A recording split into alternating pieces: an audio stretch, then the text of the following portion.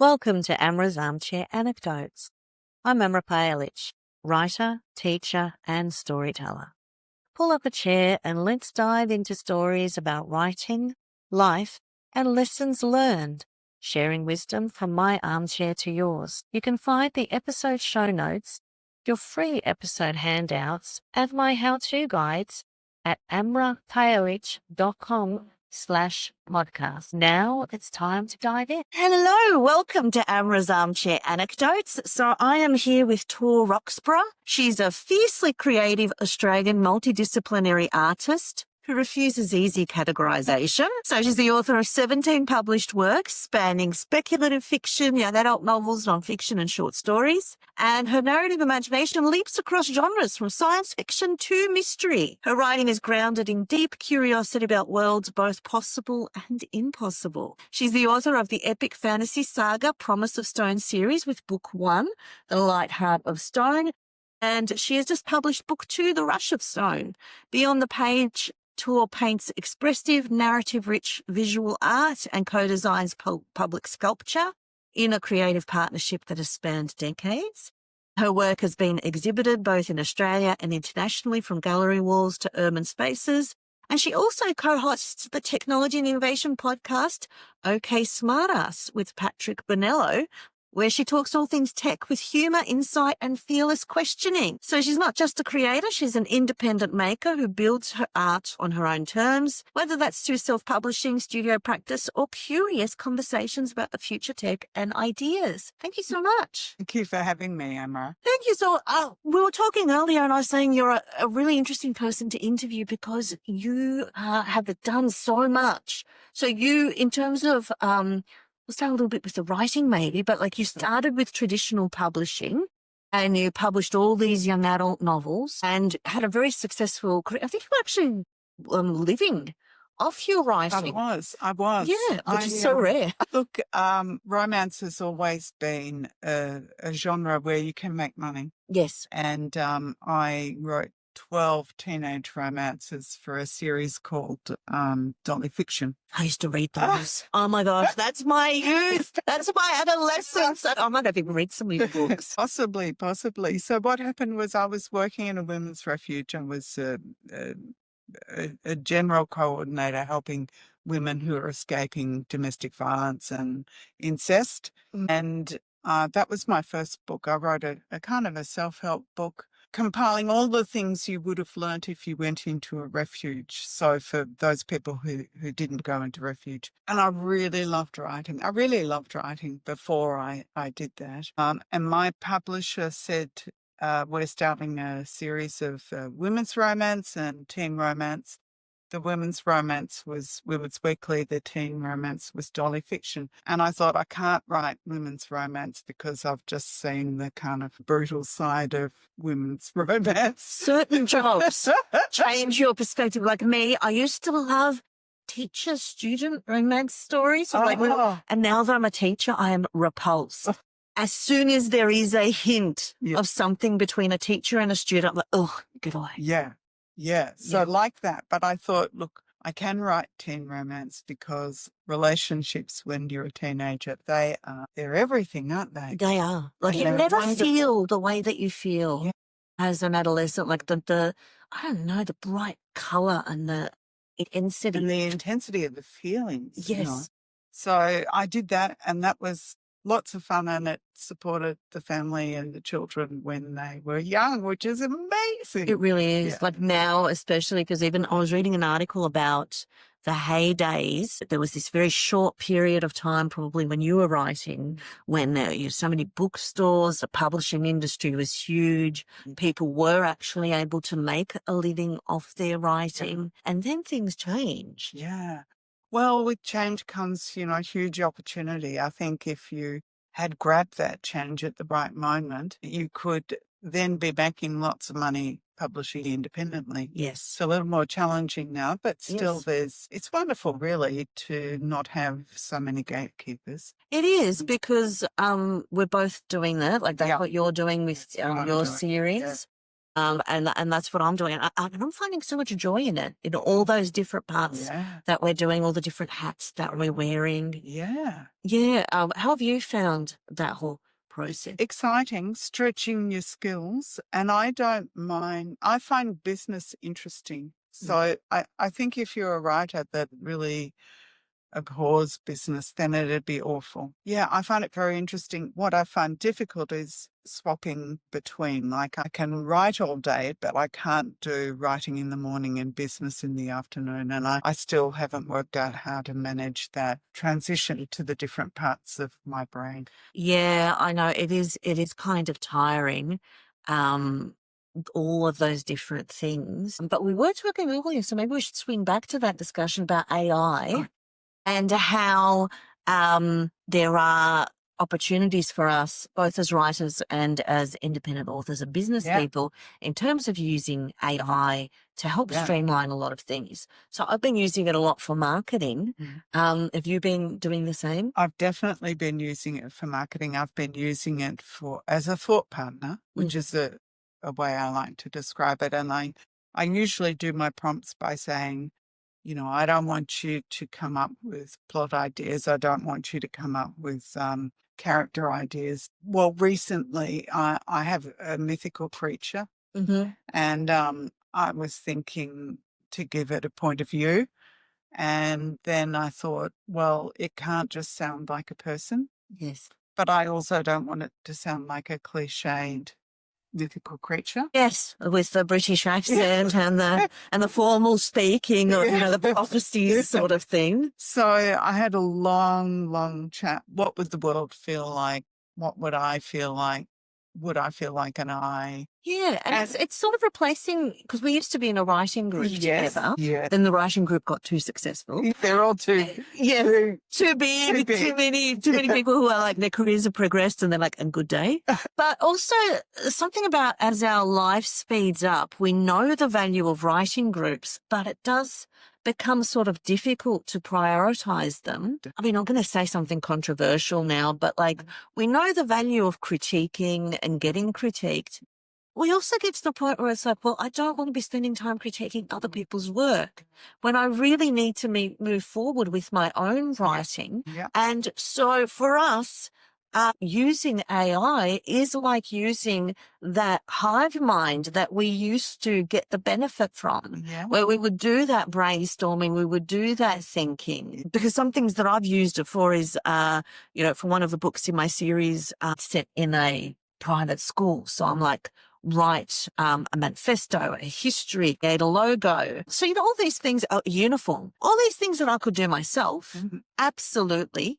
But it would take me days to create this. And I'm only going to use like 3 sentences of like describing the uniform, or a couple of sentences of setting the tone of what this school is like, and then a few sentences of describing the buildings. But I need to do that world building and know what it is. And so it's just kind of jump-starting a lot of things in that way. Yeah, it's fun. And also when I meet with other writers now at this point in my career, I want to socialize with them. Yes. And just sort of share the lessons. Yeah. Like, what are you trying? What's going on? And just having those moments where we're just having a conversation and we're learning through it. Yeah. Or just enjoying the moment, really. And also, when I think back to when I started writing, if you say in one of my books, I wanted to have a police officer, and I don't know anything about the police, I would have had to get on the phone and ring someone and convince them to talk to me. And, I would have had to say things like I'm published by, Greenhouse Publications. And like, it was really, really time consuming and difficult. But then came along the internet and you could get that information, and it was a bit static, but you could get it. And now you can say to Claude or ChatGPT, like, I want a probationary constable for this purpose. Have I got the purpose right? And actually, maybe I want someone who's maybe a firefighter would be better. And you can enter into that dialogue, it's not going to take you weeks to find it out. No. And also, like, a lot of the times when I do the brainstorming, like, for example, this latest book that I'm working on, which is book 5, I was like, I need to start plotting from now on. And so I used ChatGPT to do the plotting. But of course, I'm veering off. I'm not following that plotting. But sometimes just being able to put the ideas in where it's like, help me brainstorm, how would they get out of this situation, or how would they do this? And then it gives you all these possibilities. And then you're sort of thinking through and going, okay, which one would work and how do I build that in? And like that part of it is really, really helpful where, you know, I would try and have conversations with people. I'd harass my husband to, you know, talk to me.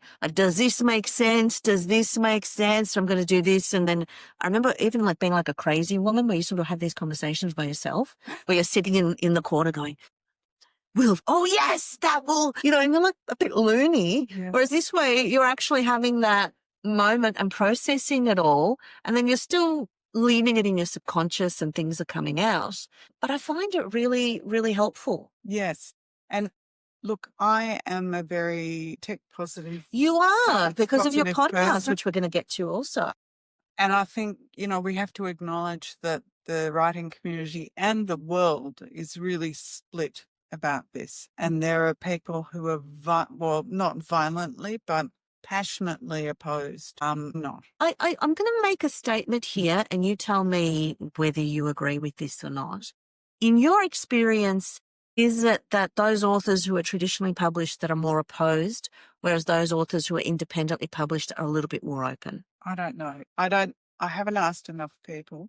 Mainly the people I've seen who are opposed are traditionally published or already quite successful. And look, I can't speculate why. Change is very difficult. Change in an industry is alarming. Yeah. And I mean, I have seen it from both sides, to be honest, because even in the independently, those of us who are independently published and in the Facebook groups that we're in, there has been a lot of vitriol. Yes. And a lot of, but we are also going to confess that we use it to help us with the writing process. Yeah. So I'll go first and make my declaration. Okay.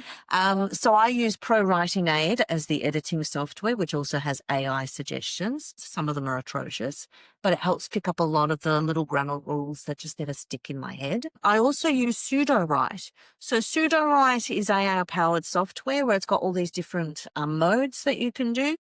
So it's got modes where you can do like rewrite, where you put something in and it rewrites it for you. You can put it, do descriptive, where it adds descriptive detail. And then it's got things like, you know, with more internal conflict, etc. Now, what I've found is the rewrite is the one that I use the most, because what it does is it just kind of cleans up things and just, you know, how we do those repetitive motions or like verbs. We don't use the good enough verb. Yes. He nodded, she nodded. That's right. You just keep kind of doing the same things. But I do use the descriptive mode. It's not good to use it like just as it is, because it really like adds that purple prose. But I find it really helpful where I'm like, okay, I'm going to set something in a hospital. Again, I can spend an hour preparing that scene and thinking about what sounds would you hear, what would it smell like, how do I describe it without saying it's a hospital, you know, all of those, that sensory imagery and kind of weaving it into the action together with all the other things. Or I could pop it into Pseudo-Write and it will come up with a rewrite, and then I will take a few sentences here and there and I'll just insert them in my prose and zhuzh it up. Just zhuzh it up. What about yourself?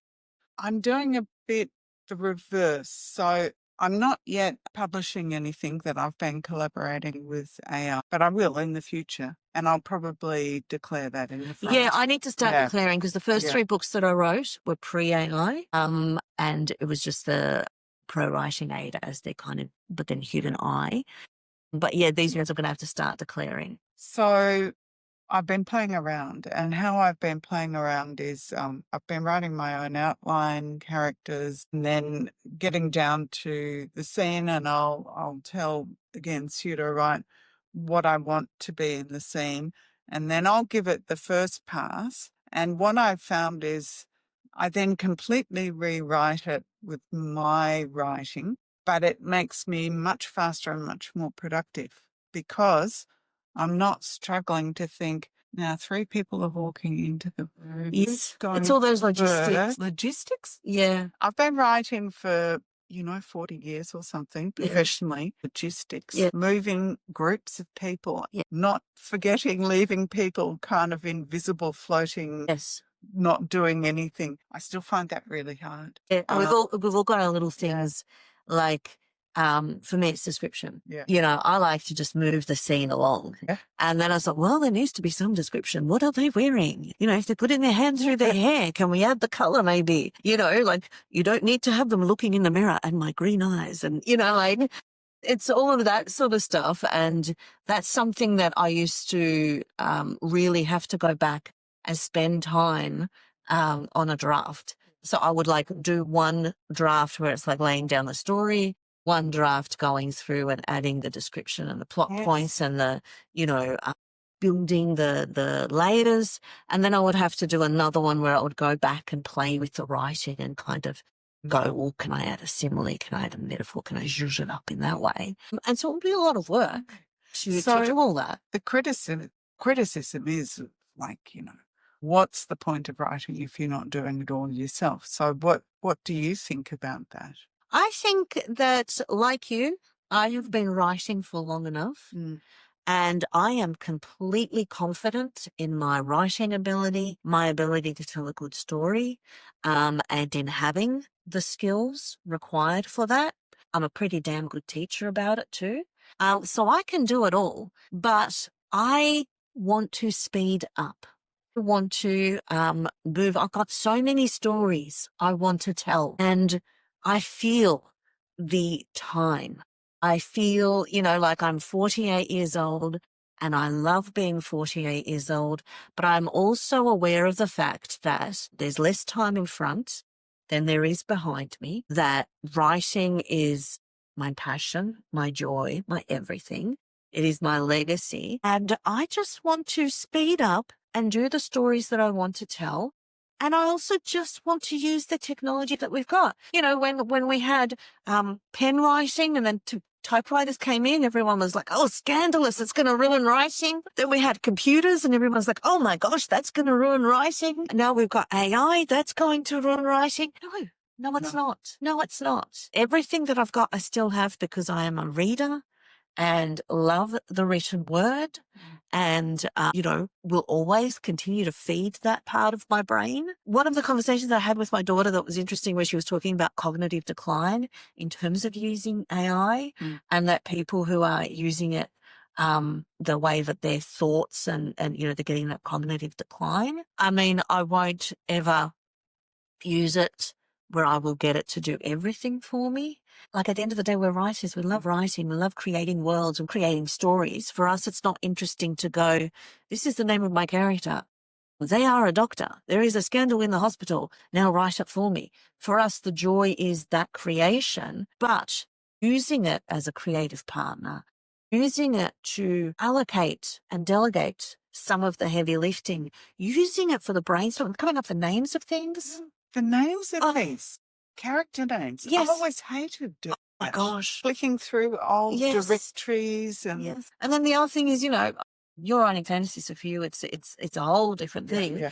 But for me, I'm writing, contemporary, and I'm like, I want it to be a reflection of Australian society, and that I have characters of all, backgrounds and so, I'm having to research all these different names. And I mean, even I use Scrivener to keep track of all my writing and my character names and all of that. So we're already using tools that might not be AI based, but they are tools to help organization. And you can use it really creatively. Like, I wanted a word that was not Indigenous and was not native because they're so loaded, those words. I'm vaguely working in a European Anglo-Celtic style, even though it's epic fantasy and totally made up.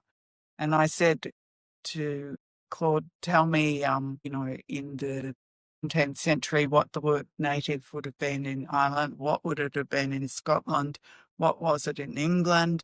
I looked at all of those words, couldn't pronounce the Scottish or and I said, look, if that, Gaelic word had crossed into England and then evolved with language over the next 300 years, what would it be now? Now, obviously, that's not a factual answer, but it gave me a really interesting word, and it was really a very creative exercise. So it just depends how you use it, really, I think. Yeah. It's a tool. And I think you use it as a tool, but also, as I said, we will be declaring. Yeah. So, with these novels moving forward, I will be declaring that, I use pro-writing aid for the editing, and that I use pseudo-writing, to expand and stuff. And I think that is the ethical thing to do. Yeah. But that doesn't take away, because I know that the stories I'm writing, I'm the only one that can write those stories. I'm the only one that can come up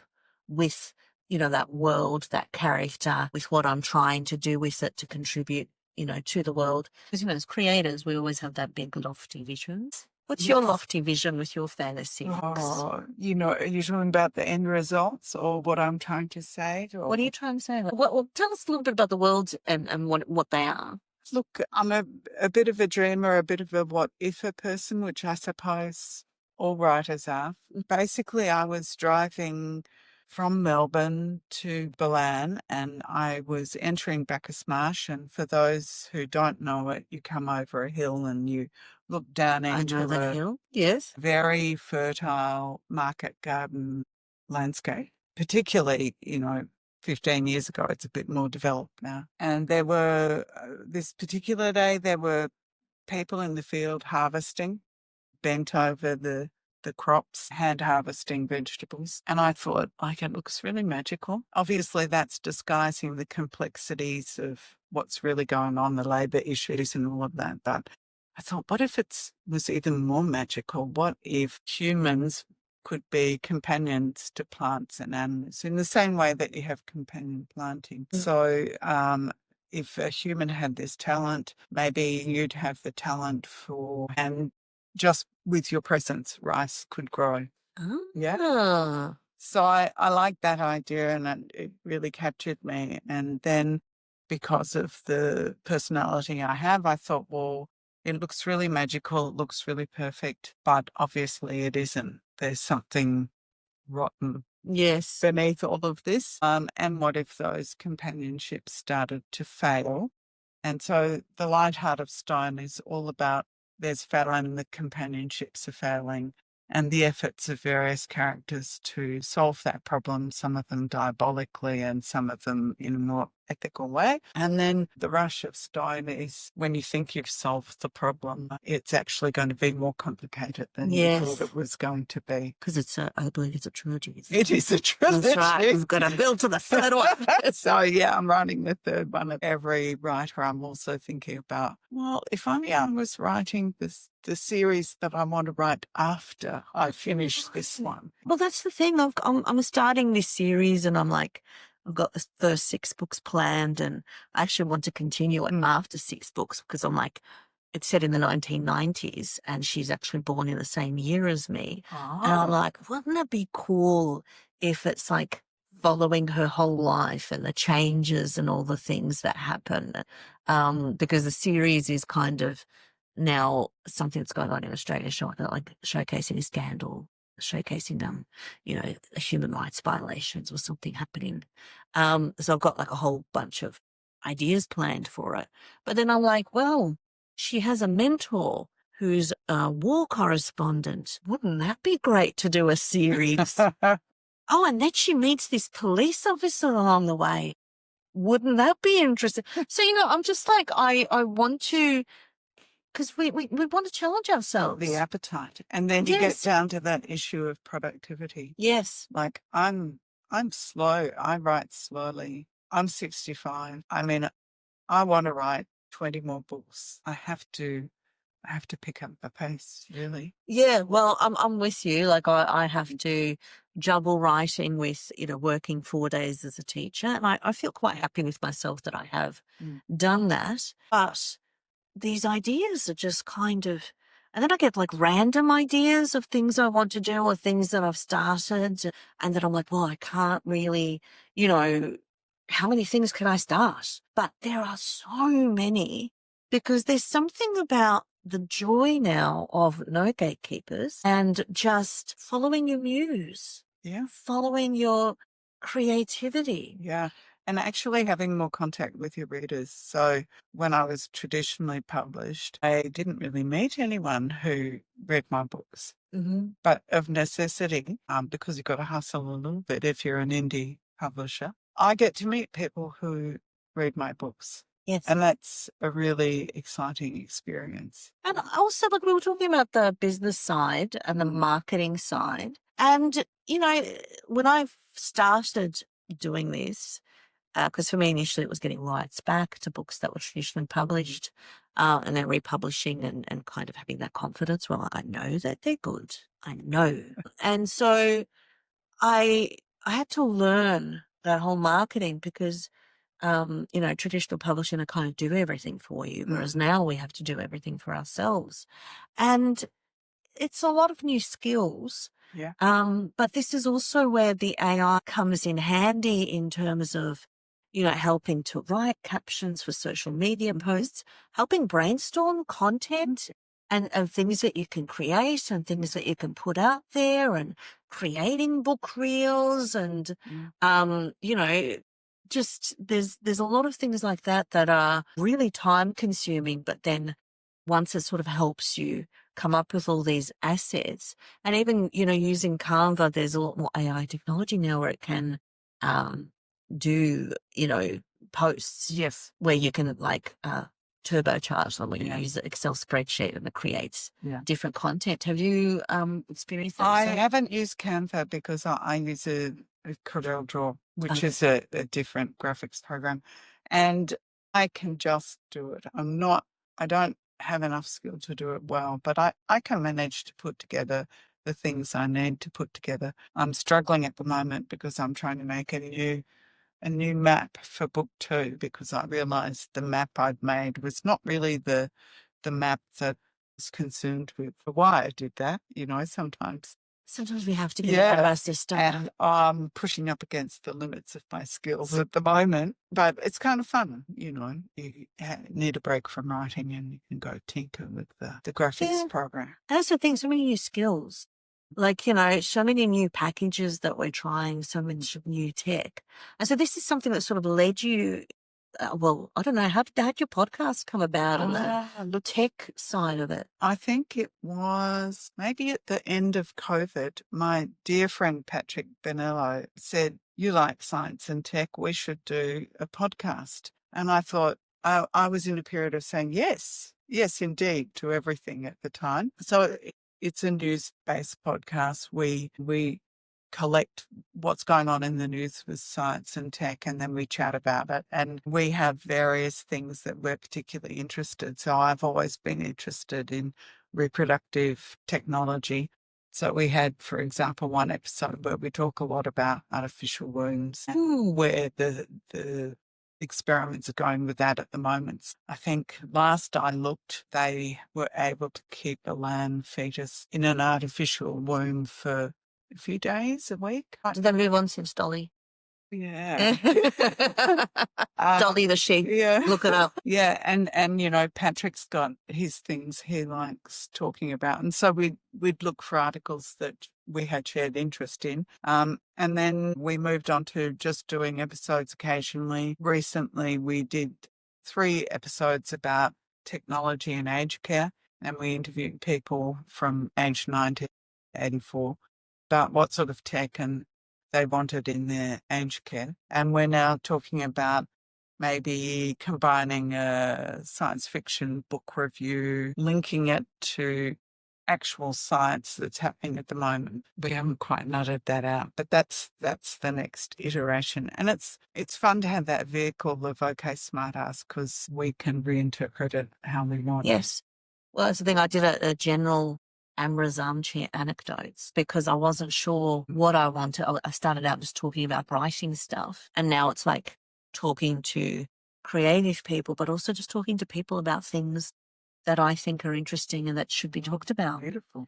And so, like there is a freedom. We were talking about this earlier, this freedom of creativity and not holding ourselves back. Well, we're talking about age, weren't we? We were. We are. We are in the matriarch. And, crone phase and that phase. Well, I don't know that you're quite there yet. Hey, I'm counting my days. I'm looking forward to that entry point. Yes, I'm thinking a lot about to redefine my relationship to failure. I want, people say fail forward and failure is cool, and neither of those quite work for me. Failure is still painful, but I want it to translate into more creativity instead of withdrawal. Yes. From the enterprise. Yeah. Well, for me, I'm finding that for me, the failure is to be too scared to even try, because I would stop myself. And I remember having moments of bitterness where I'd be like, I am so much more talented than so-and-so. And look at them coming up with this and doing that, putting themselves out there. How dare they? And now I've entered this era of my life where I'm honestly shameless. I don't experience shame as a concept anymore. It's joyous. It is so joyous. I have moments sometimes, how you do certain things or you say certain things and afterwards you reflect on like a facial expression or like, did I...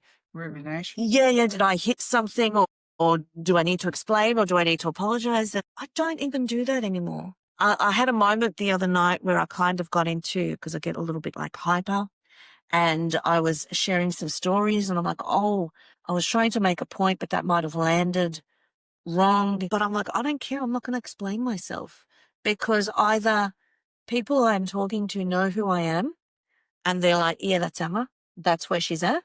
Or they're going to judge me, and that's okay. Yeah. I'm okay with that. I like being hated and I'm doing something right. That's interesting. I think in good, healthy relationships, there should be a lot of room for those things to not be important. Looking the wrong way, saying slightly the wrong thing. And as women, we can get completely sort of constrained by all of that.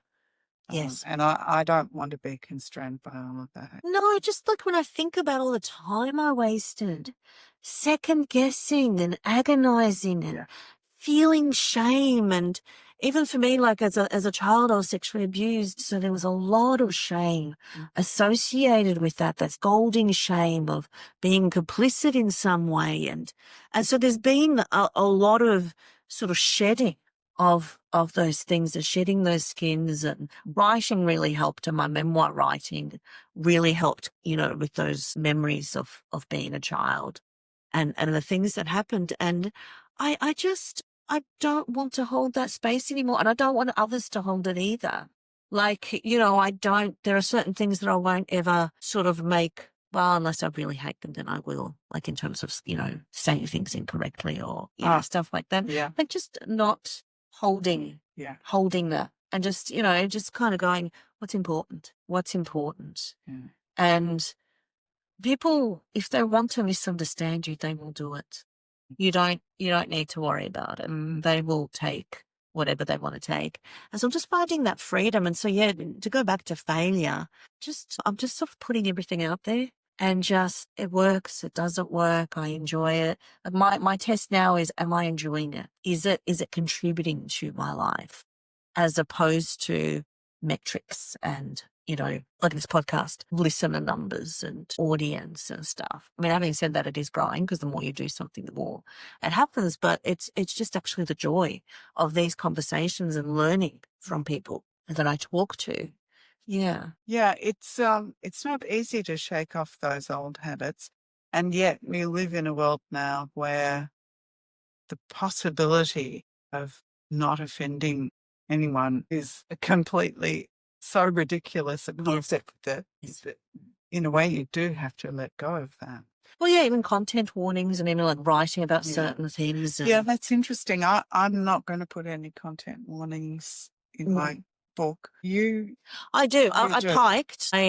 But your subject matter is like quite. Well, I just sort of thought it's a book about genocide. Yeah. I mean, you know. Yeah. But then because I'd written my young adult novels before all of this, like the first one, it was traditionally published as The Good Daughter, and then I continued the series, and there was this content warnings popping up, and it was an issue, and it was like, how do you do it? What do you do? And I'm like, well, I'm writing young adult stuff, but there's also this stuff. So I've done it in the way that there's a QR code that takes people to a website, and on that website I list, which AI helps me with, by the way, I list, the themes. And I do it because I personally don't want content warnings. I don't want anything. I don't want to know. I mean, I can deal with very dark themes. I write dark themes. I'm interested in dark themes. And so I just want to read, and I don't want to know. I just want that surprise of reading. But if there are people out there who really feel strongly that they need to know certain things, they can, scan the QR code, go to the website and get the information. But it is a spoiler. It does count as a spoiler, because by the time you list all of the possible things, it's basically saying there will be this, there will be that, there will be this, and in fiction, I do think that it is a spoiler. So I think there's probably no right or wrong answer, but I like the way you handled that with the QR code. I thought that was a really good way to do it, because it's not then in someone's face if they don't want to know. Yes. They can just jump in and read. Yeah. And there's also, like, on the imprint page, go to this website and then the link. Yeah, like it is. Yeah, I'm playing it on both. I personally don't want them. I don't look at them. I don't care. I think it came about more for those dark romance where they really have.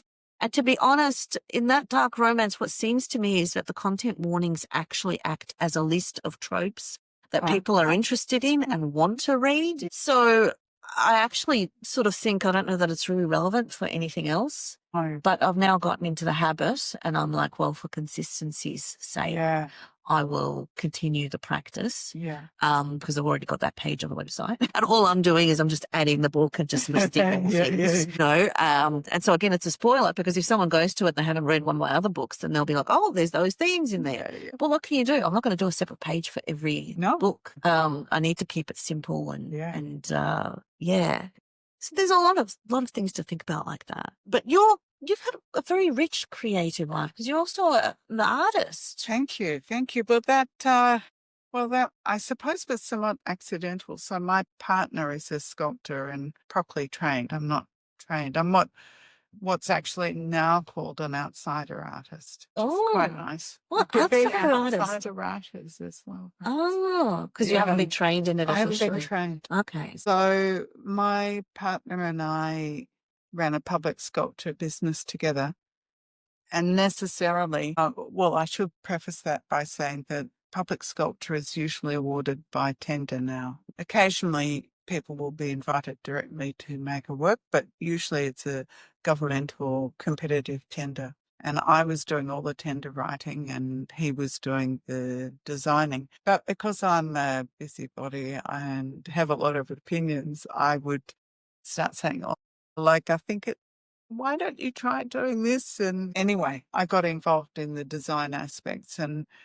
he also taught me a lot about, he'd say things like, well, that's a great idea, but it can't be made. So I started to learn from him, and that sort of barrier that between the non-artist and the artist started to become transparent for me. And then when my father died, I had a lot of emotions about it. And I thought, I can't write this because it would take me, 500,000 words to express it, but maybe I can paint some of it. And that intensity of emotion seemed to unlock something inside me, because I was always one of those people who would have said, I can't draw with talent. But that unlocking, which was really an emotional process, meant that I suddenly could. It was weird. Do you think that we put barriers on ourselves? Yeah. And that sometimes it's just about us giving ourselves permission? I mean, I remember being told as a schoolgirl, and probably lots of people have told things like this, you're not very good at that. Yes. Yeah. Yeah. But that's not true. I could also say, I'm not very good at spelling, and that's true. I'm not very good at spelling. And some more old-fashioned views would be, oh, well, you can't be a writer. Yes. Well, obviously you can be a writer, and even more with technological assistance. Well, like people who Yeah. suffer from dyslexia, Yeah. but they want to be writers, and it is, their internal. Does that mean that they shouldn't, just because their brain is wired a little bit differently? Yeah. So it's the concept that matters, and you learn that that's the case with visual art also. And you think of those famous artists who actually don't touch the material at all. They have the idea and they have assistants who make the work. So there's all sorts of possibilities for being creative. Yeah, that's the whole thing, like that whole thing of idea versus execution, because everyone can have an idea. And to go back to our earlier discussion about AI, it doesn't matter. You have the idea, but it's the execution that is only you. Yeah. I mean, I think execution is part of the idea, I would argue. Because if I decide that I'm going to paint a painting of flowers, that's kind of meaningless. I have to have a much more complete vision than that. If I use some technological assistance to do that, it's got to be a more complete vision of mine to result in something that's worth looking at, I think, anyway. Yeah, but like when we look at your life, you have just followed where things lead you. Yeah. So where are you being led right now? Both into art and into writing. And writing was not so much just following where life led me. There was an impetus for it. My mother, it was her greatest dream to be a published writer, and she didn't make it. But I think it lodged in my mind that becoming a writer was the highest calling. Yes. So when the opportunities arrived in the form of me working in the refuge, having the subject material, having the motivation and the impetus, then I also had this vision that being a writer is the greatest thing you can do in the world. Well, it kind of is. Like, how many conversations have we had with people and they're like, I want to. Because everything else, like even in terms of art and being an artist, there's a quicker way. I mean, obviously, this still requires a lot of practice, a lot of dedication. Like to write a novel, or like, a book. There's a lot of work. There's a lot more work as opposed to one canvas and executing that canvas and kind of, building the skills to be able to do that. And so it's that time that takes the most. I think that's why we're also drawn to AI, because time. Time. Yeah. And you were talking earlier about, you've kind of taken breaks from writing and then gone back. Yes. Well, that ties in with what we're talking about, failure. So I wrote a pregnancy book collaborating with my niece who did some of the research, and it was not as successful as my hopes and dreams wanted it to be. This was when I was in my, I suppose, mid-30s. And it coincided with me having this experience that when I walked into bookshops, instead of feeling the joy of being in a bookshop, I'd think audition. And I didn't want to be that person. I'd met a lot of bitter writers. I didn't want to be that. I thought, step away. And so I stopped. And that's when I got involved in the public art for 12 years or so. Then I came back, writing again.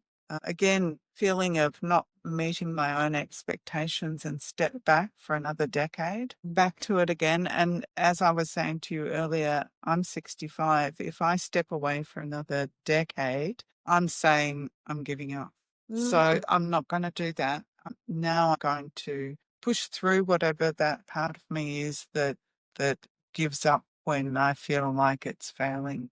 So anyway, deep psychology from No, I can really relate, because I, had the traditional publishing success story, but then didn't sell enough to continue the series and with that publisher, and then, did it up.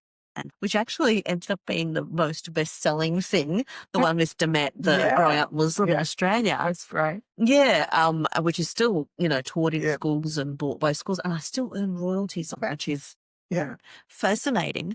And so I too had to redefine what is success for me. Working as a teacher, I have seen so many incredibly creative people give up that part of themselves, give it up, and just, teaching takes everything from them. And so for me, it was, I know that if I don't write, I'm not okay. I'm not okay psychologically. I'm not okay in any facet of my life. So writing is an absolute necessity. And so I had to redefine my success and make it about longevity, not make it about the money, not make it about the audience or am I in bookshops or, all of these other things. How many sales have I made? How much money have I made? I just had to redefine it in terms of, am I doing it? Am I still doing it? And I am. Yeah. I'm still doing it. I will continue doing it. And so for me, it's fascinating because like what's happening now is I enjoy getting reports of sales and I enjoy getting, royalties in my bank account. They're not huge, but there is a little drip feed there. But honestly, it's the readers. That is the real thing. Yeah. Like those moments when people message me and they're like, oh my God, this book. And that is the stuff. But even that, to be honest, while enjoyable, is nothing compared to the high of the writing. Yeah, it's the expression, isn't it? Yes. Like I find that with my writing, and I probably find it even more so with the visual art. I mean, I just really enjoy it. Yeah. And when the writing works. Yeah. Like I'm at the point now in this novel, it's the rough draft. I made a goal 1,000 words a day. I was like, every day. And then it's just accelerated where it's like, yesterday and today I'm just like, getting words down, like, oh, this is happening. Oh, yes. And this is, and so like just that excitement and that where I can see the scenes and I can see, and I just need to get them down. And that high, like even yesterday, I was getting ready for bed and I just sat there and I was like, I feel happy. I really feel happy. I just feel joy. And I'm like, why am I feeling just this pure joy? Creation. It is that creating part. And when you're deep in it, you wake up like you dream of it and you wake up with it. And when you're writing, it's that flow state that's incredibly enjoyable. Yes. It really is a privilege to be able to have a creative life. And when you think of people, so many people stopping when it doesn't quite work in the beginning, what a tragedy. Well, that's the thing. Like when I was traditionally published, I used to say, I have met many more talented people than me along the way. Yeah. I just kind of kept going like that little, what is it? The tortoise and the hare? Yeah. Just kind of, you keep plodding along and is my superpower. I just kind of keep going even when no one else is showing up. I'm the one showing up. That's great. But yeah, it's just about that longevity. It's like, this is what I will be doing until the day I die. And I don't know, like whatever time I've got in my life, when I was working 5 days a week, when I had my daughter and she was really small and it was a real struggle. Now I've got a little bit more space. So it's just that side of it. And, are you making that transition within yourself too? Yeah. And when you talk about that, it just reminded me about how I view family support. I've heard various writers say, oh, it's so upsetting. My partner's never read my book or my children have never read my book. For me, children and partners reading books, that's not what support is about. Support is when I say, I have to go and do my writing. And they say, yeah, that's right. And the fact that that year I might earn nothing or be in the red, no one says you shouldn't be writing. Everyone says, yeah. Exactly. Yeah. I've trained my husband and my daughter because they are the same, where it's like my daughter is beautiful. Like, I need to get my words down. She's like, okay. And so she just occupies herself. We were waiting to do something. And my husband also, in terms of, like even I was talking earlier, I went to the Indie Capstone conference that Craig Martell ran. He's a successful fantasy author. He runs this group, 20 books to 50K, which is all about, you need at least 20 books to try and earn a living from your writing. And, as he said, the economics have changed now, but it still holds true. You need a certain backlist. Yeah. And, that was at a loss. That was money I spent to go over there, to stay for one night, to, attend the conference, which was very cost effective. That wasn't the expensive part. But those moments of transformation. It's that time that you're taking out, that you're focusing on yourself. And so what I got out of it was the writing sprints. So I have used these in the past, but he was doing, workshops. He's like, okay, now 10 minutes, now 10 minutes, now 10 minutes. I ended up writing 3,500 words in a day. I mean, it was also because it was a protected environment where it's like I wasn't doing anything else. But now I'm like, I've got 10 minutes. I'll write. I've got 10 minutes. And look, I always had to do that. But you kind of always have this thing sometimes in your head where you're like, the perfect conditions. Yeah, I need 2.5 hours. Yes. Yes. And so I'm learning to let go of all of those things in terms of how and when, and just making sure to do it, just making sure to be consistent. Because like you, I've struggled with I'm either doing the marketing or I'm doing the writing. I need to do both. Yeah. You need to do both consistently. What's your balance now? How are you handling that? Are you doing different days or are you breaking up the day? At the moment, it's a little bit odd because it's like I'm trying to schedule posts and schedule things in terms of marketing, and I'm kind of more just wanting to retreat into the writing. And I find myself that that's what happens when I'm doing the writing. But there are things like I'm starting to experiment with Facebook ads and those sort of things. You just set it up and you let it go. And then I used to, but I got out of the habit. You'd apply for all these promos. So it would be one day a month, sitting down and applying for all these promos. So that's the thing. I need to bring back routines. I had this social media scheduler, which I loved, but now it's too expensive. All of my social media posts organized on repeat. And it was great because all my backlist books were coming into prominence. And even growing up in Muslim Australia, which had disappeared for a while, started getting bookings again where libraries would contact me and stuff. So I'm like, this is really good. Yeah. And very worthwhile, but I haven't quite been able to replicate that yet. Because I'm like now using Meta Scheduler and it doesn't have that repeat function, and it's like, but I do need to sort of do some work.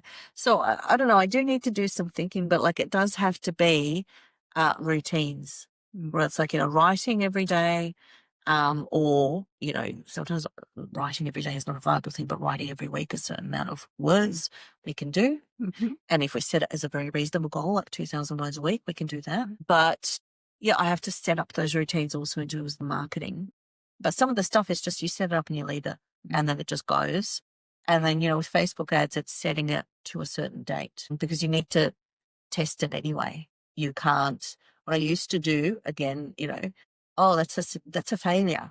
I'll turn off the ad. And then the last one I just left and it dropped per click, like the cents per click. And I went, this is what they're talking about. That it has to go through a cycle and then it has to sort of find the audience and then, so it's those sort of things that are that learning part, but also just setting up the schedules. Yeah, so that's something I'm going to be working on next year. I guess one of the challenges is there's so many avenues that you could be engaging in: TikTok, Instagram Reels, Facebook ads, Amazon ads. Yes. Etsy now people are talking about. Oh, okay, it's coming back. That was like Pinterest. I was doing Pinterest too. Pinterest. Done. Reddit, which AI keeps telling me my readers naturally are on Reddit. But yes. I'm not. Yeah, I started the Substack journey. Yeah, because I put all my podcast episodes on there. Yeah. And also because I keep writing articles and every once in a while they get picked up and then they don't get picked up. Yeah. And so I'm like, I just want to publish these articles. I'm like, they're not doing anything sitting there. If I'm not going to get paid for them, that's fine. At least that's an avenue of readership. Because I just want to release. I just want to have an idea. I want to follow it through and then I want to release it out to the world. And either it will find an audience or it won't. But I just find the more I follow through on the ideas, the more creative I get. That's good. Because it's like cleaning out and starting again. Yeah. What do you see next year for you?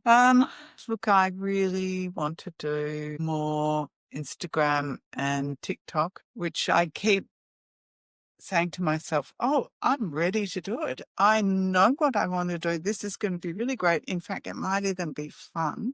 I haven't done it yet. You know what might help you? This is what helped me. Yeah. Because, you get self-conscious about being on camera and talking to people. And so I said to myself, people need to see more 48-year-old women in real life on social media. And so I'm like, it's not about me anymore. It's about the world seeing what a 48-year-old face looks like and what we sound like and what we feel like. And so I'm like, that's it, just out there. Because, at this time, the anti-aging, the plastic surgery, the altering, and I have had a nose job. I can't speak. Really? Yeah. I had a nose job when I was 17 because I had a heart operation and I have a scar dissecting my chest. And when I have x-rays, they're like, oh, you've had something done because my ribs were cut open. Yeah. And so I had a heart murmur that had to be repaired. I was absolutely just horrified by, having this scar and people looking at this scar and not being able to wear the things people wore. And I did have a big nose. Big noses are in my family. Yeah. Big nose I people. love a big nose. I'm obsessed with small nose. Really? Yeah. I've always been obsessed with small noses. And so I couldn't deal with my big nose. I put all of my body dysmorphia about my scar onto my nose. Yeah. And I had the plastic surgery when I was 17. And like a lot of young people, did not really understand the surgery parts. Mm-hmm. And I remember being in the hospital and having the black eyes and having an IV drip and being in agonizing pain and going, where's my glamour story? And then expecting that I would have a new life. Because I did my hair differently and I was like, I'll do a makeover. It's a very good nose. Yeah, it is a good nose. Yeah. It is. You know what the fascinating part of this whole story is? No. My daughter has a nose that looks like this nose. Wow. I don't know. Where's it come from? She is a DNA thief and she has stolen all the good DNA and she made a deal in utero with someone. With your nose. And she got this beautiful, and people they looked at, even like when I look at photos, I'm like, oh my gosh, they are, mine's more scoopy. Yeah. But it's got the same. And people probably say things like, she's got the same nose. Yeah. Yeah. Well, we also share scars. You can't show yours without getting undressed, but I've got massive scars because when I was, can the camera see it? I was 4 years old, I was standing in front of the stove and I knocked a pot of boiling water over myself. How did that affect your life? Well, look, it was weirdly fine. My parents visited me in hospital every day. They treated me very well in children's. I've got a slice off my inner thigh and a slice off my ass because I had That's what you want. You want the ass gone. Take more off. Only one side though, because I had to have 2 skin grafts. Yeah. And I like my scars. Yes. They've always felt like, I guess like people like their tattoos, I like my scars. Yeah, I'm at the point now where I like them, I'm used to them, but I do find myself with my daughter, mine are here, so it's there, all the way down. Yeah. And so I find myself touching her there, going, oh, this is what it feels like not to have a scar. Because also it changes, it's like thin and then it's thick, and I'm like, the bloody surgeon didn't know how to cut the skin nicely, and then they, put it together so it changes. It's very much, and then there's a crooked bit, but I'm like, he lost got a bit tired, did he? Yeah. When he was cutting and he had to course correct. So yeah, I had a lot of issues coming to terms with that as a teenager. Yeah, but the thing about the nose job is, that was it. I was done. I was like, yep. Surgery done, acceptance, radical acceptance. And so now I'm at the point I accept and love this body. Cuddly, I'm okay with that. I don't want to spend time on that anymore. No. I don't want to waste time on that anymore. Yes. Yeah. Creation, getting things, getting joy, fun. Yeah. We don't have enough fun, do we? Yeah. No. Yes, we're finding fun. Yeah.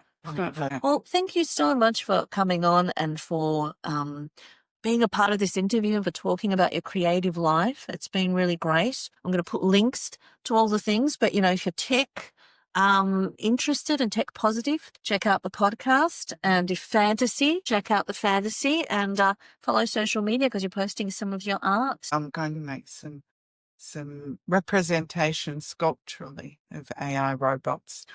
So I posted recently some paper clips cast in resin. Yes, I saw that. It's going to be It's about the alignment problem of what if AI was told to make paper clips. Yes. And Yes.